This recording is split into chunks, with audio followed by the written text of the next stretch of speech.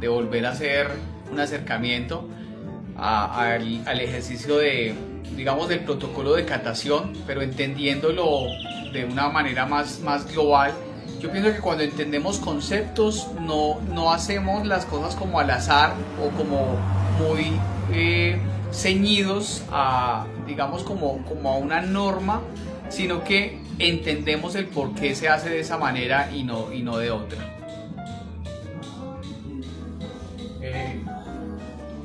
¿Me puedes bajar un poquito la música? Un poquito la música. Suave. Bueno, entonces les estaba diciendo que hoy vamos a tratar de revisar un poco ese protocolo de catación, el por qué. Me han hecho una pregunta por el interno y me hablaban de qué es catación y qué es perfilación de café, que si son dos cosas diferentes.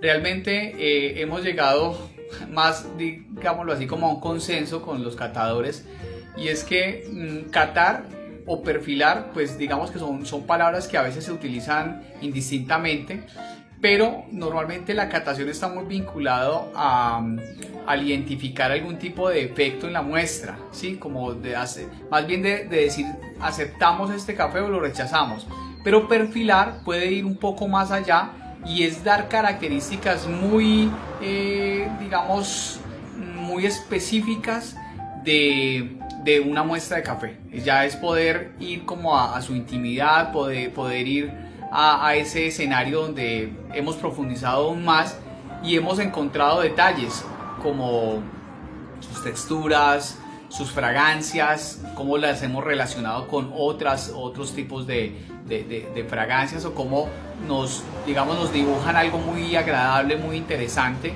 y nos permite darle una buena calificación, o por el contrario pueden tener, digamos, características que no van a sumarle a su calidad y se pierde un poco la posibilidad de una buena calificación.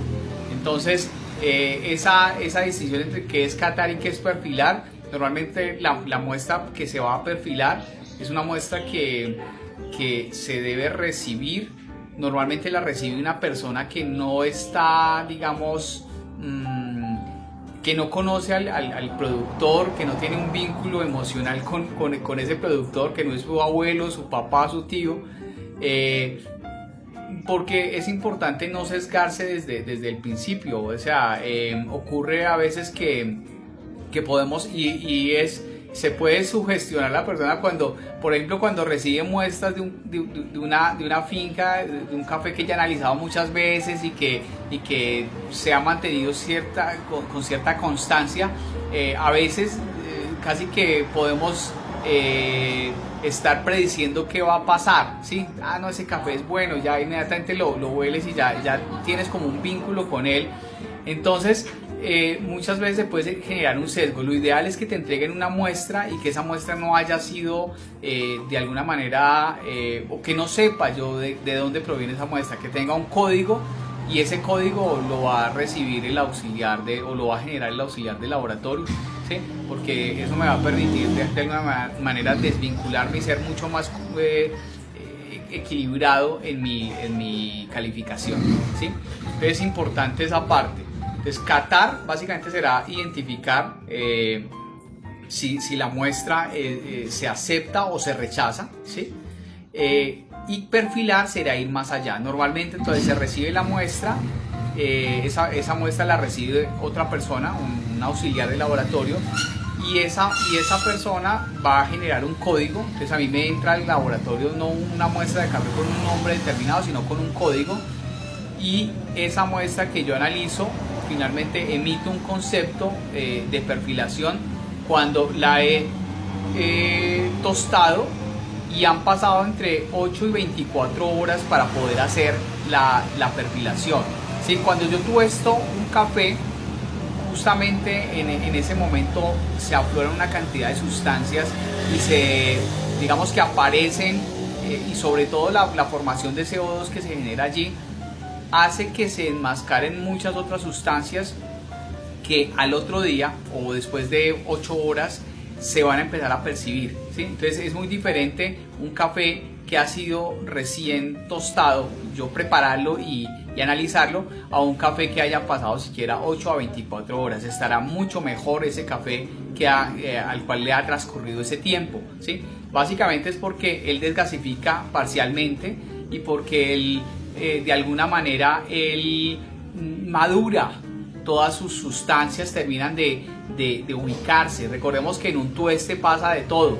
En un tueste hay una primer parte que está muy basada y muy, digamos, muy relacionada con la fase de adaptación. Yo llevo una muestra que está en 20 grados centígrados, la meto a una tostadora que está a 200 grados centígrados y en ese intercambio calórico básicamente lo que ocurre es que hay un enfriamiento del equipo.